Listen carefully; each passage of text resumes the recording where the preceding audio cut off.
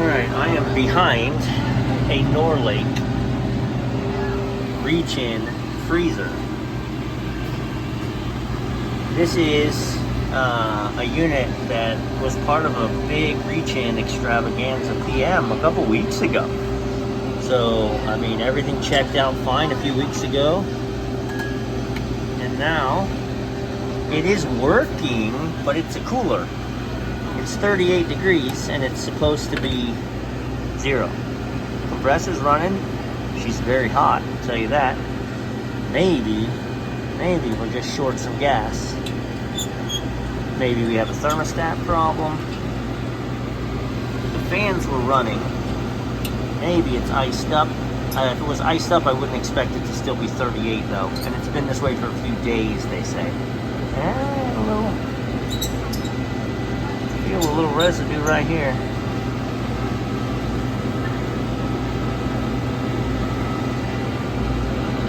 Leaky Schrader. So I'm gonna look at the front, check it for ice, grab my gauges, look at the tag. This should be a 404 unit. We've changed a bunch of these kind of compressors, so.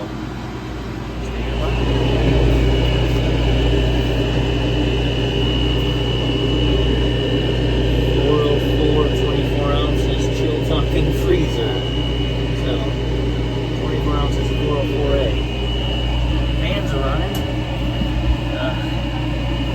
I really hate. See if I can play it. Trying to see the coils below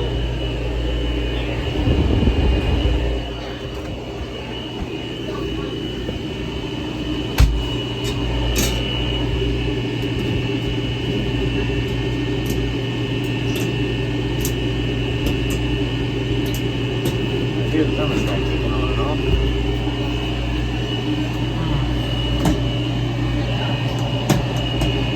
Wow, this isn't me. I haven't been in here to these. There's hardly any screws holding this on.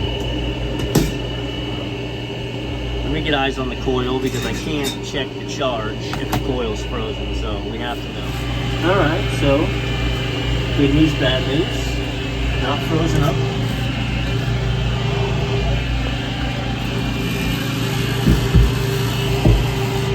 With that. What is that?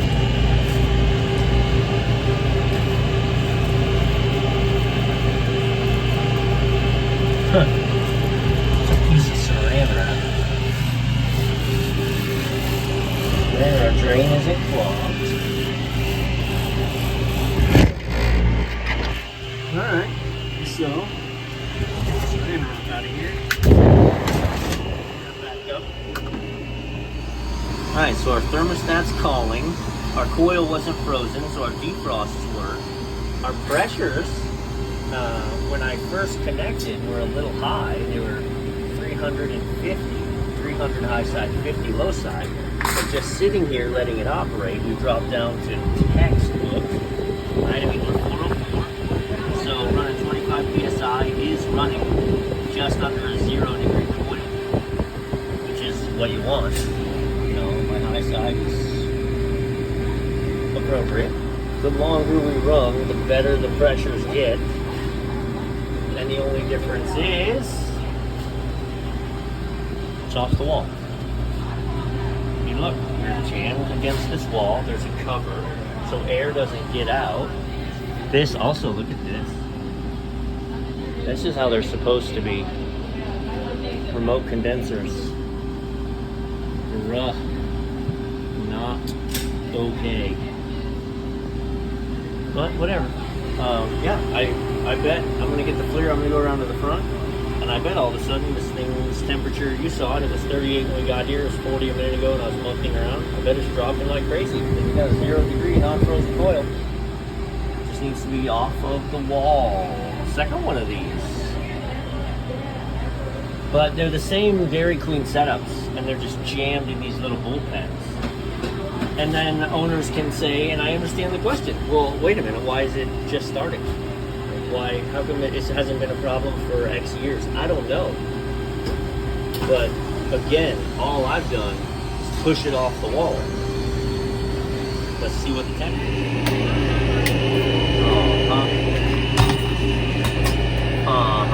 Now it's 20. Oh, my flare's dying. It's the worst. I'm not good about charging it. So, let's see. What kind of coil temp we got? Yeah, 16-degree coil. That's right. I would say that part of the response to the questioning of it just being environmental could be that, well, the coils need to be cleaned, but I cleaned these coils just weeks ago. We've got tons of airflow. It's not an airflow problem. I put a flashlight, you can see right through it.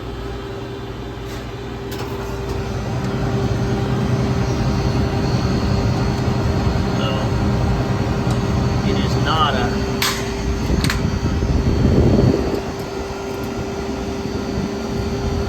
light.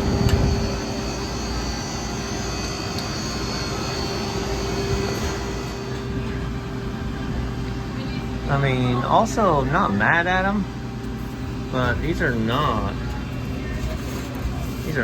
the factory mindsets. You can see that.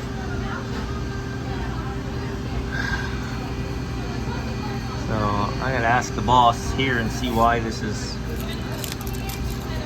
You saw I just redid this myself, so it's not. There's no shade in this. I actually stock these now. These are so great, but we need to.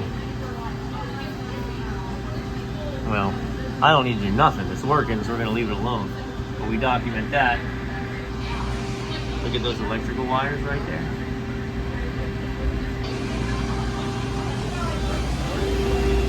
We're going to let this pull down to 0. I'm going to put it back together. Take my gauges off it. There's no need for me to stay gauged up. And for those skeptics, we're down to 15. I've got them to pay attention to try and leave it here and not push it all the way back.